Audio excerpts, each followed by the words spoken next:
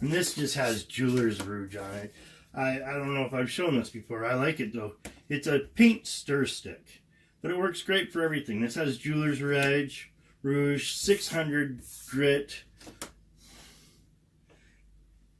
So I can just come through and do this. And that keeps it really sharp.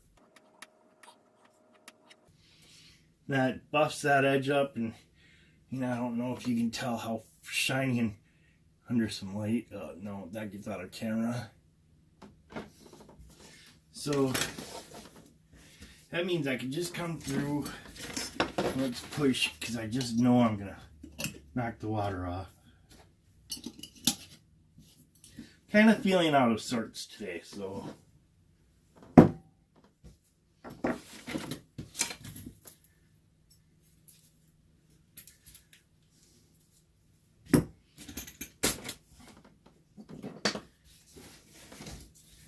Now for here, I'm just going to start up here. I'm going to come work this way real quick, just for that little bit that's over here. And then, since I've got that edge all done, I don't have to worry about it. I can just come through, and I want to try to make it all one pass.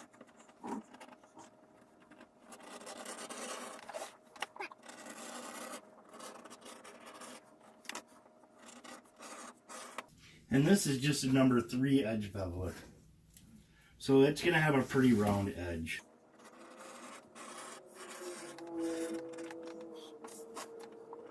And then both sides of the leather will get that. So all the little nicks and like the marks from my patterning go away. And it makes a nice round edge, so it's not something that gets abrasive, so it's not rubbing against the neck or the shoulder. While that leather is dry, I'm going to have to condition it. I think while I wait for this to dry up, I'm going to probably throw on some conditioner. Now, I've always had problems cutting on these inside circles. The outside is okay, but where you come in like that, and with the round knife, I kind of screwed it up a little bit, but this cleans that edge up. And that's why I'm having kind of problems going around, because that edge is a little, I guess, wonky is the word I'll use. So that rounds out that edge. It gives it a really nice look to it. I'm going to come back around this direction too. Now when I come and burnish my edge too, that'll help clean this up a lot. So then I want to do both sides. I don't have to worry about where it loops together here, but I'm going to do it right up here in that turn. And then I'm going to do it right here too. So I kind of want to see where that turn's going to be. Now this is a lot harder because the leather's wet, but it's still putting a really nice bevel on that edge. And I didn't get totally at that edge, so I'm going to clean that up.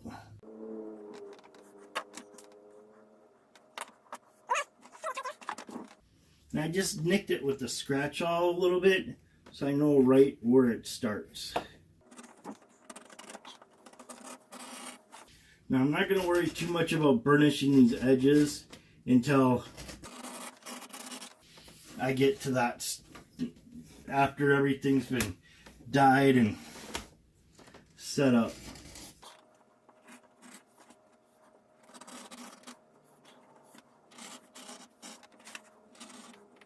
Now, the flesh side of the leather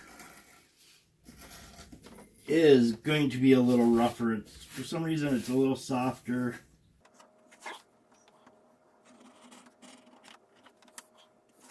We'll come back through and do the other side.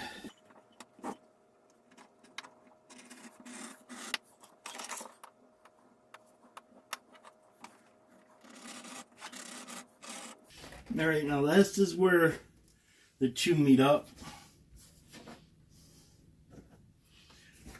for that thickener. So I want to be a little bit careful there. I'm going to come back.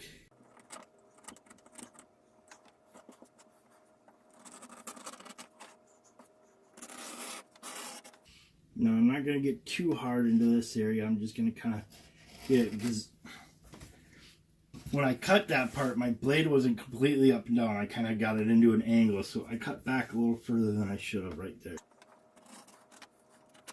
Now this is coming up to that inside curve. Okay, that one went a lot better than all the other ones so far. And now all I have to do is worry about staining. I'm going to get it all stained up.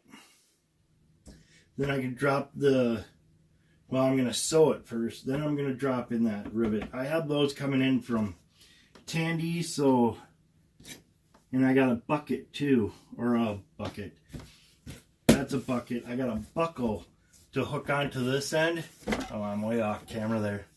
To hook onto this end so that it'll all be one piece and the strap will buckle up. And like I said though, it's extra long just so they can do across the body. And I'm starting to get my leather skill working. I mean, that's coming out really nice. It's a really good basket weave. You can see here it starts like this, and then it gets into this area and it kind of flattens out a little bit. There's a couple other mistakes, but for the most part, this is a good, solid, strong rifle sling. I'm really happy with this for a first time build.